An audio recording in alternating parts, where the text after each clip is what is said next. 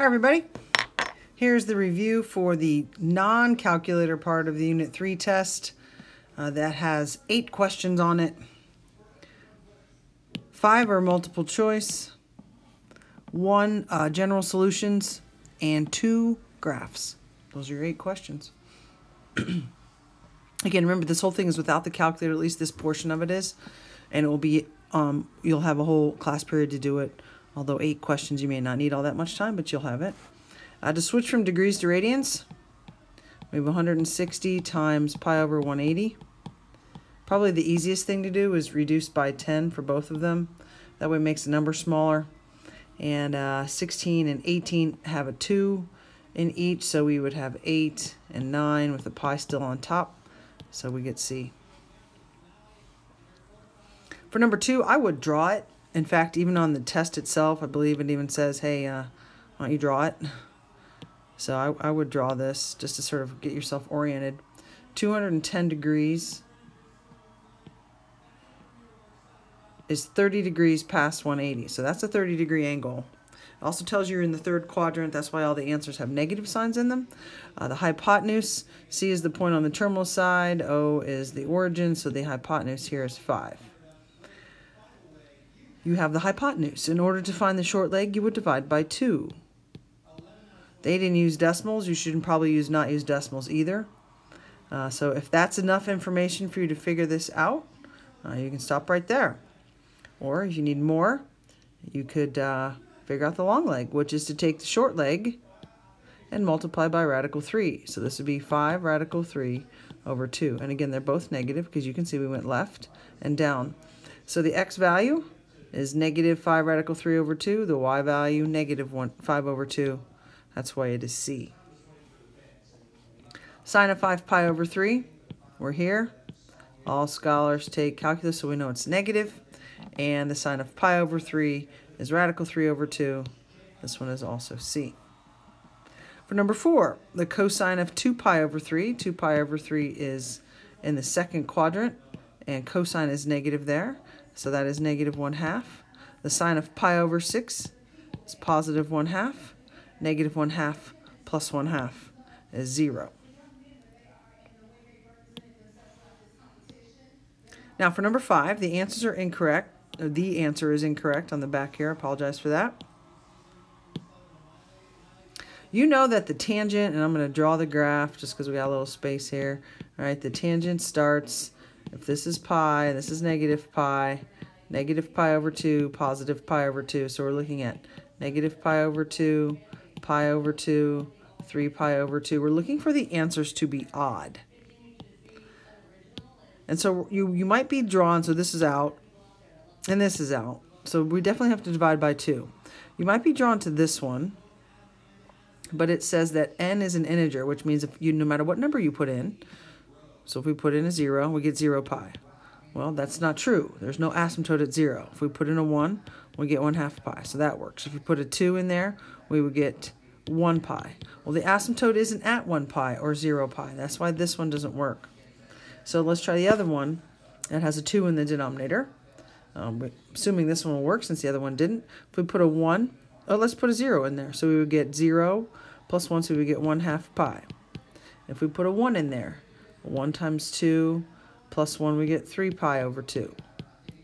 If we put a 4 in there, 4 times 2 is 8 plus 1 is 9 pi over 2. So we're able to generate only fractional numbers, not whole numbers. Put in negatives, you get the negative ones. So that's why the answer is D for number 5. Amplitude and period. Clearly the amplitude is 2. And so that rules out these. The period is 2 pi over b. Your b is 4. So 2 pi over 4, we get pi over 2. That is the period. That question is on the test. It's not its own self like it is here, though. It is, of course, tied into the graphs. Number 7 is really a question that you'll see on the calculator portion. This is not on the non-calculator portion, but this is a question on the test. Just don't want you to forget as we go. You can see this one starts right here. So I would say that it starts high, ends high. So I would say that that's cosine. It is not reflection of cosine, so that rules out A or C. Clearly they're telling you the amplitude is 3 and it's down 1. So if we think about moving this thing down 1, you can see that the amplitude is 3. So we definitely have 3. We definitely have minus 1. So now you can see the choices are, is it 5 over 4 or 4 over 5? Well, this period is difficult to see on here. It looks like it's right halfway between 2 and 3. So that's 2.5, which I'm going to call 5 pi over 2 equals 2 pi over b. Remember, period equals 2 pi over b. It's the same formula we used for that question. Cross multiply, 5 pi b equals 4 pi, and divide by 5 pi, because we're solving for b. And you can see you get 4/5. And you also need an x, otherwise you won't be able to draw a graph. And so the answer to number 7 is D.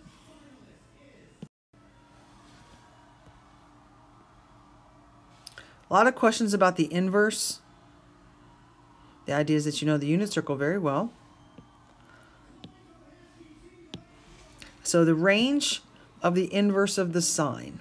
I don't think you need to know necessarily the graph of that, but if you can think of, well, where does the inverse of sine live? Inverse of sine is like the inverse of tangent. It lives from negative pi over 2 to positive pi over 2. Now we're looking for what angle has a sine of negative radical 2 over 2. Well, if it's negative, then it has to be in this quadrant, and we can only go from 0 down. So it's pi over 4, but because we rotated it down, it's negative pi over 4. What angle has a tangent of radical 3 over 3? Well, 2 3's means there's a 6 in the bottom. It's positive, so it's pi over 6. Pi over 6, of course, not a choice, but pi over 6 is 30 degrees. Another question about the graph, but you don't really have to know the graph, I don't think, to answer it. So we're talking about how we originally defined the inverse cosine. And we started with the cosine graph, and we talked about how it fails the horizontal line test. Well, then we decided, well, if we cut it in half, it will pass the horizontal line test. So it lives from 0 to pi. The range, of course, has to be negative 1 to 1. That's why these are no good. So we can rule those out. What angle has a cosine of negative radical 3 over 2? Remember, cosine is different. Cosine is negative in this quadrant. It is different from sine and tangent in that we have to move into the second quadrant. So it's a second quadrant angle, so it's not that one. And it's not going to be this one. So I know that doesn't really help, especially if you're bad at pi over 3 and pi over 6, if you get those confused. My best advice to you is to draw it and sort of think through it, or know the first quadrant. Do something that's going to help you keep these situated or organized or separated, whatever. So if you think about the way this looks, cosine is your x value, and we're going to, what that means is we want to go as far away as we can on this x-axis, keeping the y-axis very short. So cosine is negative radical 3 over 2, which makes the sine 1/2, so we're low. So this is pi over 6. We're in this quadrant, so this is going to be 5 pi over 6. One question, like number 13 and 14. General solutions. General solutions means radians and provide all the answers, so you have to add the period to it. This one, I feel like we've done this problem so many times. So 2 sine squared x equals 1 divided by 2. Sine squared x is equal to 1/2. When you take the square root, we get 1 over radical 2, so we need to rationalize it. So the question is asking, what angles have a sine of plus or minus radical 2 over 2? Now there are 4 answers. On the answers on the back, I did not list all 4, just because, honestly, they're kind of a pain to type in, so I took the lazy way out and came up with the short answer. Pi over 4, 3 pi over 4, 5 pi over 4, and 7 pi over 4. These are all 90 degrees apart, which is why the answer says pi over 4 plus pi over 2k. If you don't like that answer, it doesn't even make sense to you, then don't write that answer down. You can do each one separately. Pi over 4 plus 2 pi k.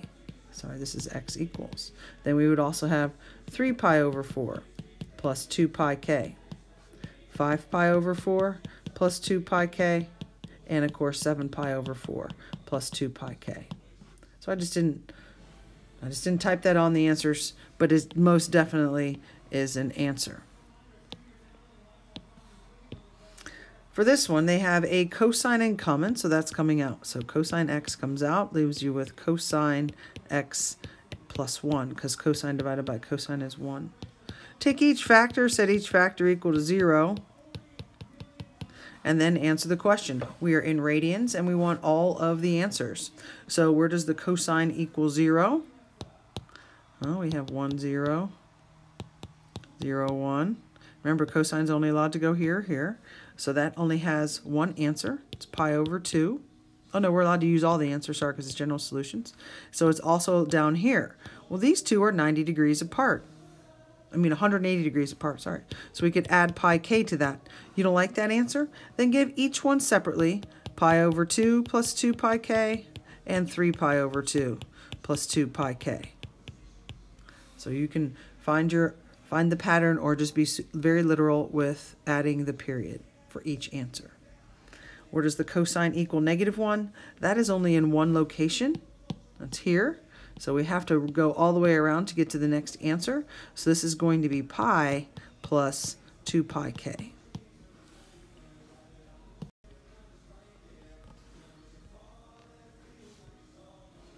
Number 15.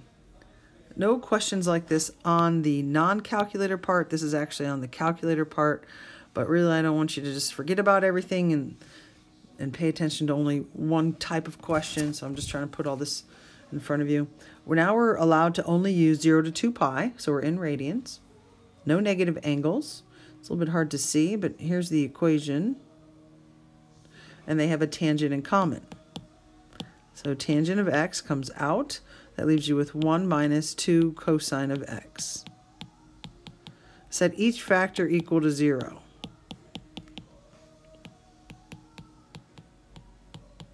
Here we have to divide by 2.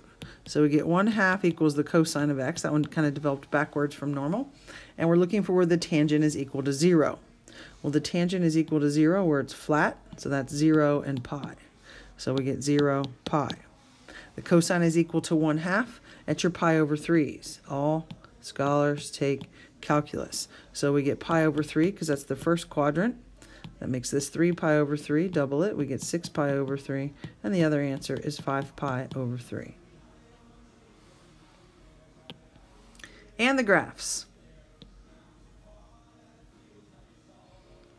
There will be 2 graphs on the non-calculator part. Each graph will have additional questions that you're asked to find. There are no trick questions, like you won't have to say none for the amplitude or anything like that. The questions that you're asked exist for each graph. So for 16, we're dealing with cosine. Cosine does have an amplitude. It's 2, it's not negative. This does reflect. That's what the negative does. You're not really asked to mention that, but that helps you. The period is 2 pi over b, so there's our b value. So we get 2 pi over 2, so the period is pi.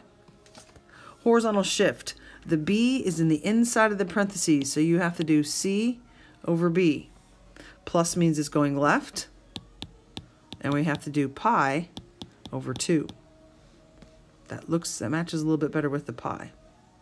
Your vertical shift, up 3. As far as the domain and range go, I would graph it first and then try to answer those questions. Sometimes it's hard to picture. If you have a good understanding, then maybe you know what it is right now. But if you really have no idea, then draw the graph first. We do have to move this up 3 and then be able to go up 2 from there.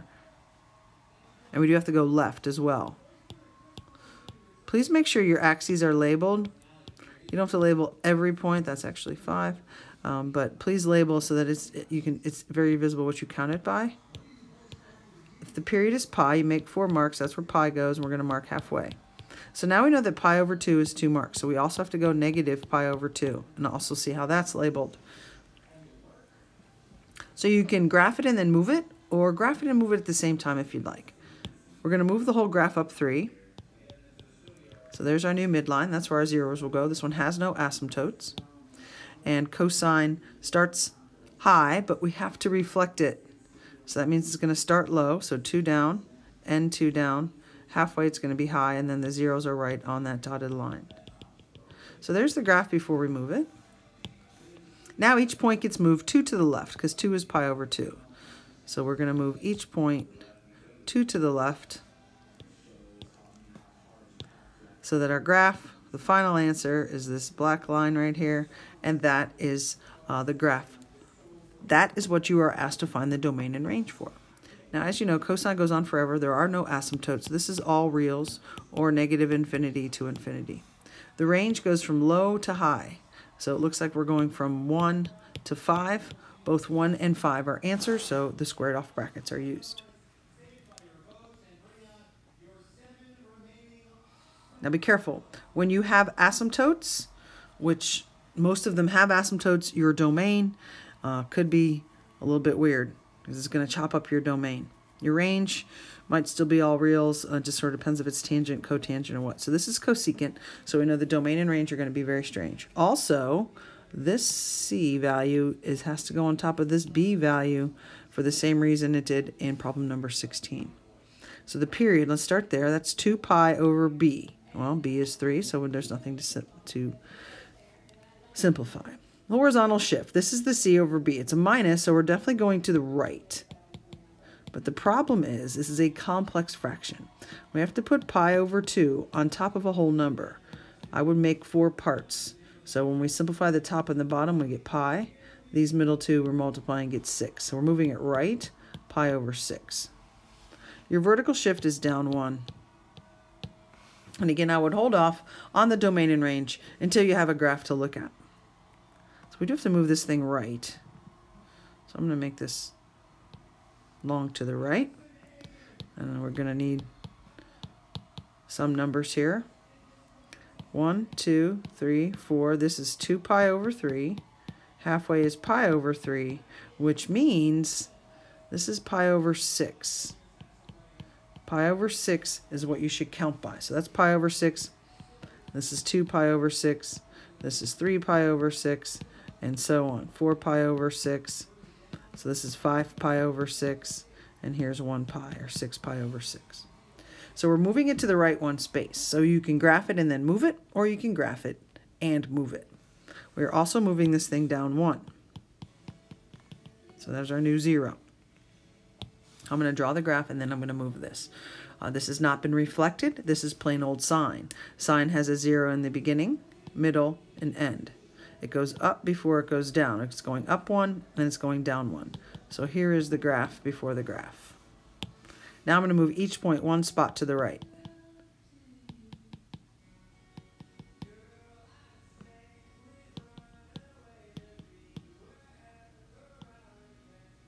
Your zeros will turn into asymptotes. So we have an asymptote at pi over 6. That's important to know. We have an asymptote. I have to draw the graph. I can't see it otherwise. We have an asymptote at 3 pi over 6. And I'm going to leave it 3 pi over 6, even though you can reduce that. And we have an asymptote at 5 pi over 6. I feel like if we have a common denominator, it might be a little bit easier to see a pattern. So our graph has those asymptotes, and then it has this curve that goes up and this curve that goes down. So I made that a little bolder. That is the graph. So that's the one we're looking at. And I just wrote all over my domain and range, but we can work through that. All right, so the domain. Let's look for a pattern. It's x cannot equal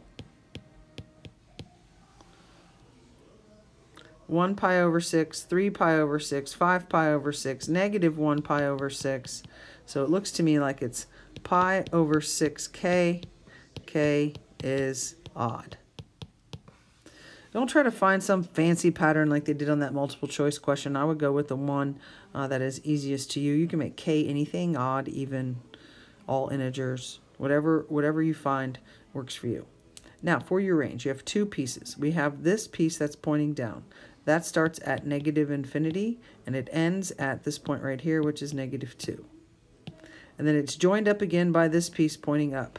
The low spot is 0, and the high spot is infinity. And yes, you will have a domain and range where you'll have to do asymptotes and the two parts for the range.